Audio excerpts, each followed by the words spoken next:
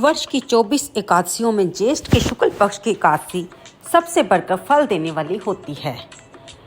इस दिन एकादशी का व्रत रखने भर से ही आपको वर्ष भर की सभी एकादशियों का फल मिल जाता है। इस एकादशी में एकादशी के दिन के सूर्योदय से लेकर द्वादशी के सूर्योदय तक जल ना ग्रहण करने का विधान होने के कारण इसे निर्जला एकादशी कहते हैं। ज्येष्ठ मास में दिन बहुत बड़े होते हैं और प्यास भी अधिक लगती है। ऐसी दशा में इतना कठिन व्रत रखना सचमुच बड़ी साधना का काम है। इस एकादशी के दिन अपनी शक्ति और सामर्थ्य अनुसार ब्राह्मणों को अनाज, वस्त्र, छतरी, फल, जल से भरे कलश और दक्षिणा देने का विधान है। सभी व्यक्ति प्राय मिट्टी के घड़े अथवा सुराहियों, पंखे और अनाज का दान करते हैं। आज के दिन कई लोग मीठे शरबत का प्याऊ या गन्ने के रस का छबील लगवाते हैं। अधिक मात्रा में सतत भोजन करते रहना भीमसेन की एक बहुत बड़ी कमी थी। एक दिन भीमसेन ने व्यास जी से पूछा, हे पितामह, माता कुंती, भ्राता युधिष्ठिर, अर्जुन, नकुल सहदेव और द्रौपदी आदि सभी एकादशियों का व्रत करते हैं और मुझे भी अनाज खाने को मना करते हैं, परंतु मैं उनसे कहता हूँ कि भाई मैं भक्तिपूर्वक तो भगवान की पूजा कर सकता हूँ, दान भी दे सकता हूँ, लेकिन भोजन के बिना मैं नहीं रह सकता। तब इसके उत्तर में व्यास जी ने कहा, हे पांडुपुत्र भीमसेन, यदि तुम नरक को बुरा और स्वर्ग को अच्छा समझते हो तो प्रत्येक मास को 2 एकादशियों का अन्न मत खाया करो, यानी कि व्रत रखा करो। तब भीमसेन ने कहा, हे पितामह, मैं तो पहले ही कह चुका हूँ कि मैं भोजन के बिना नहीं रह सकता। यदि वर्ष भर में कोई एक व्रत हो तो मैं रख सकता हूँ, क्योंकि मेरे पेट में वृक्क नाम वाली अग्नि है। मैं अन्न के भोजन के बिना पूरा उपवास तो क्या, एक समय भी बिना भोजन किए नहीं रह सकता। इसलिए आप मुझको कोई ऐसा व्रत बताइए जिससे मुझे वर्ष भर में एक ही बार करना पड़े और मुझको स्वर्ग की प्राप्ति हो जाए। श्री व्यास जी ने कहा, हे पुत्र, बड़े बड़े ऋषियों ने अनेक शास्त्र बनाए हैं जिनमें वर्णित उपायों के द्वारा थोड़े से परिश्रम से ही स्वर्ग की प्राप्ति हो सकती है, परंतु उन शास्त्रों में दोनों पक्षों की एकादशियों के व्रतों को मुक्ति के लिए सबसे श्रेष्ठ लिखा है। श्री व्यास जी के वचन सुनकर भीमसेन नरक में जाने के भय से भयभीत हो गए और कंपायमान होकर बोले, अब क्या करूं? एक मास में 2 व्रत तो मैं कर नहीं सकता।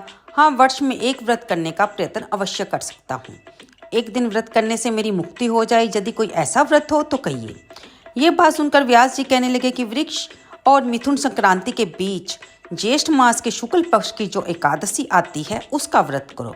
इस एकादशी के व्रत में स्नान और आचमन के सिवा जल वर्जित है। आचमन में 6 मासी जल से अधिक नहीं होना चाहिए, अन्यथा वह मद्यपान से सुदृढ़ हो जाता है। इसी दिन भोजन भी नहीं करना चाहिए, क्योंकि भोजन करने से व्रत नष्ट हो जाता है। इस एकादशी के दिन सूर्योदय से लेकर द्वादशी को सूर्योदय तक जल ग्रहण ना करने का विधान है। इससे समस्त एकादशियों के व्रतों का फल प्राप्त होता है। द्वादशी को सूर्योदय से पहले उठकर स्नान आदि करके ब्राह्मणों को दान देना चाहिए। इसके पश्चात भूखे और सतपात ब्राह्मण को भोजन कराकर फिर आप भोजन करें। इसका फल 1 वर्ष की संपूर्ण एकादशियों के बराबर होता है। व्यास जी ने आगे बताया कि हे भीमसेन, ये व्रत के बारे में मुझे स्वयं भगवान ने कहा था। इस एकादशी का पुण्य समस्त तीर्थों और दानों से भी अधिक है। केवल एक दिन निर्जल रहने से मनुष्य के सभी पाप नष्ट हो जाते हैं। जो मनुष्य निर्जला एकादशी का व्रत करते हैं उनको मृत्यु के समय जमदूत आकर नहीं घेरते, वरना भगवान के पार्षद उनको पुष्पक विमान में बिठाकर स्वर्ग को ले जाते हैं। अतः संसार में सबसे श्रेष्ठ व्रत निर्जला एकादशी का व्रत है। इसलिए जतन के साथ इस व्रत को अवश्य करें और ओम नमो भगवते वासुदेवाय मंत्र का ज़्यादा से ज़्यादा जाप करना चाहिए और गौ का दान भी हो सके तो अवश्य करें। अगर आप गौ का दान नहीं कर सकते तो गौशाला में जाकर गौओं को चारा डाल सकते हैं। पक्षियों के लिए, पशुओं के लिए अन्न की व्यवस्था, तिल की व्यवस्था कर सकते हैं। ऐसा करने से भी आपको इस दिन पुण्य फल की प्राप्ति होगी। व्यास जी की आज्ञा अनुसार भीमसेन ने इस व्रत को किया था, इसलिए इस एकादशी को भीमसेनी या पांडव एकादशी भी कहते हैं। निर्जला व्रत वाले दिन भगवान से प्रार्थना करें कि हे भगवान, आज मैं श्रद्धापूर्वक निर्जला व्रत रखकर दूसरे दिन भोजन करूंगा, अतः आपकी कृपा से मेरे सभी पाप नष्ट हो जाएं। इस दिन जल से भरा हुआ घड़ा वस्त्र से ढककर स्वर्ण सहित दान करना चाहिए। जो मनुष्य इस व्रत को करते हैं उनको करोड़ पर सोने के दान का फल मिलता है। जो इस दिन यज्ञ आदि करते हैं उनका फल का तो वर्णन ही नहीं किया जा सकता।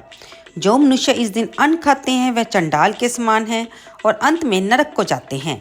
जिन्होंने निर्जल एकादशी का व्रत किया है वे चाहे ब्रह्म हत्यारे हों अथवा गुरु के साथ द्वेष करने वाले, फिर भी इस व्रत के प्रभाव से स्वर्ग में जाते हैं। हे भीमसेन, जो पुरुष चाहे स्त्री श्रद्धापूर्वक इस व्रत को करते हैं उनको निम्नलिखित कर्म अवश्य करने चाहिए। प्रथम भगवान का पूजन, फिर गौदान, ब्राह्मणों को मिष्ठान व दक्षिणा देनी चाहिए। जल से भरे कलश का दान अवश्य करना चाहिए। निर्जला के दिन अन्न, वस्त्र, पात्र, जूती आदि का दान भी करना चाहिए। जो मनुष्य भक्ति पूर्वक इस कथा को पढ़ते और सुनते हैं उनको निश्चय ईश्वर की प्राप्ति होती है। तो दोस्तों, ये थी हमारी निर्जला एकादशी व्रत की कथा। हर व्रत में कोई ना कोई कथा होती है, तो वो हमें उस व्रत का महत्व बताती है। इसलिए जब भी आप कोई व्रत रखें, मंदिर में घर के मंदिर में भगवान का पूजन करें, तो घी का दीपक या तिल का दीपक जलाकर आप इस व्रत को निमित्त जो भी कथा है उसे अवश्य पढ़ें। भगवान से अपने जिस व्रत को जिस मनोकामना के हेतु रखा है उसे पूरा करने की प्रार्थना भी अवश्य करें। भगवान आपके मनोकामना को पूरी करे और आप सबको निर्जला एकादशी व्रत की बहुत बहुत हार्दिक बधाई हो। आप सबके परिवारों में भक्ति भाव बना रहे और आप सब खुश रहें, मंगल रहें, यही हमारी प्रार्थना है। अगर आपको ये वीडियो अच्छी लगी हो तो कृपया लाइक करना तो बनता ही है, लेकिन साथ में कमेंट अवश्य करें। कमेंट में जब आप श्री राधे गोविंद या हर हर महादेव लिखते हैं तो इससे आपकी जीवा पर भी प्रभु का नाम आता है। तो आपकी हाजिरी के साथ साथ हमारा मनोबल तो बढ़ता ही है, लेकिन आपके भी जीवा से, दिमाग से और शरीर से प्रभु के नाम की जो वाइब्रेशन निकलती है वो पॉजिटिव होती है, जो आपको शक्ति देती है और आपके भक्ति भाव को बढ़ाती है। चलते हैं दोस्तों, अगली वीडियो में फिर मिलेंगे। राधे राधे।